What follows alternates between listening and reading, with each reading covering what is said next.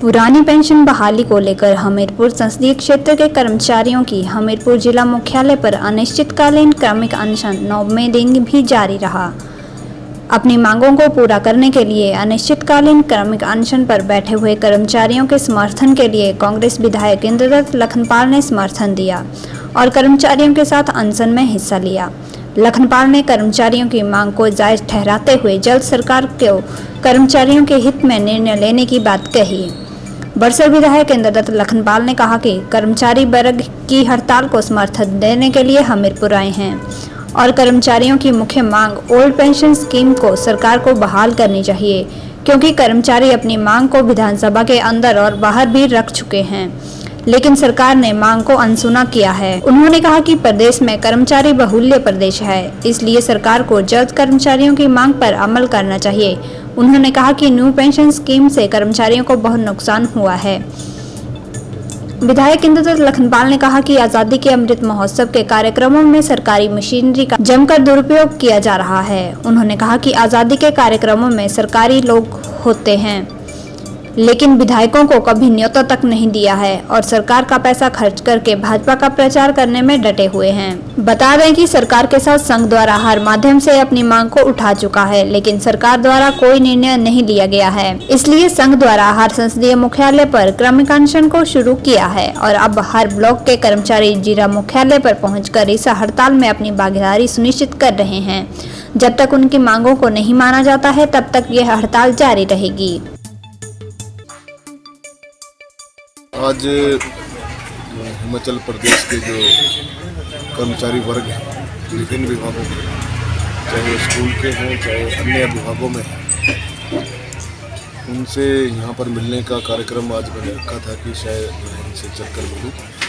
और जो कर्मचारियों की मुख्य मांग है, जो ज्वलंत मुद्दा है आज का, ओल्ड पेंशन स्कीम को सरकार जो है तुरंत बहाल करे।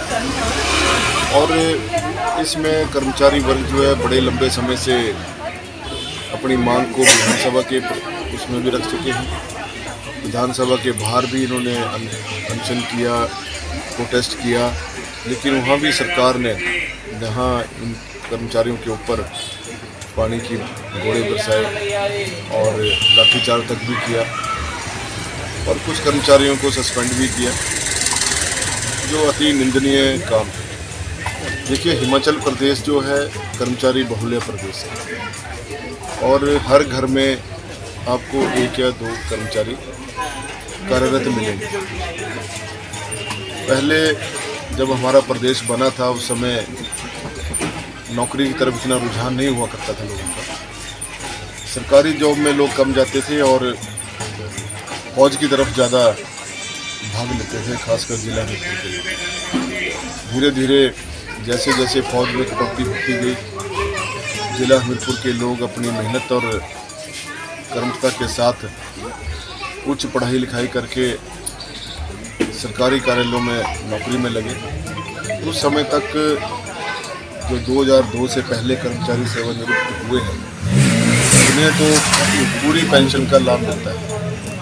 लेकिन उसके बाद जो सरकार का एक निर्णय हुआ था केंद्र सरकार का कि सभी राज्य जो हैं वो एक मेमोरेंडम पेश करके विधानसभा के अंदर केंद्र सरकार का जो नियम है इसको पेंशन को बंद करने का, उसको तुरंत लागू करें। उन्हें ओल्ड पेंशन स्कीम को बंद करके एनपीएस सिस्टम को लागू करें, जिससे कर्मचारियों को बहुत नुकसान हुआ है। कर्मचारियों से विभिन्न समय पर बातचीत करने के बाद ये पाया गया कि ओल्ड पेंशन स्कीम का जो सिस्टम था वही ठीक है और सरकार को इसमें निर्णय लेना चाहिए। पूरे प्रदेश का ये एकमात्र ज्वलंत मुद्दा है, जहां प्रदेश के कर्मचारी इस मुद्दे को लेकर लामबद्ध हैं, वहीं पर पूरे देश में भी ये लागू होना चाहिए ताकि कर्मचारियों को पेंशन का लाभ।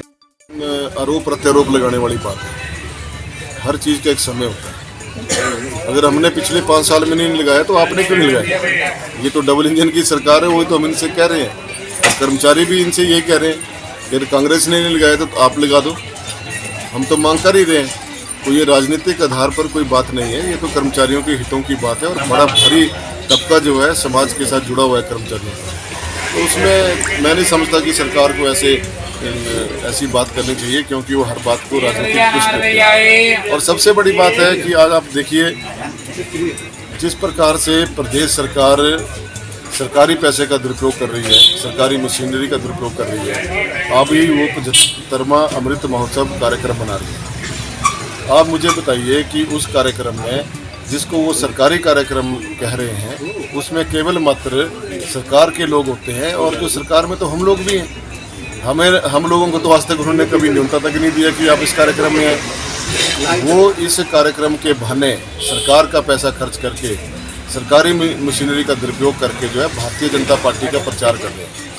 वहाँ पर वो अपना, उनके नेता लोग होते हैं, बड़े बड़े भाषण करते हैं, और इवन की जो हमारी सरकारी बसें हैं उनका एक रूट से बंद करके दूसरे क्षेत्र में लेकर, और सरकारी कर्मचारियों के ऊपर दबाव बनाकर उनको डरा धमकाकर जो है लोगों को लाने की जिम्मेवारी दी हुई है, और वहाँ पर आकर फिर वो भारतीय जनता पार्टी की भाषणबाजी है।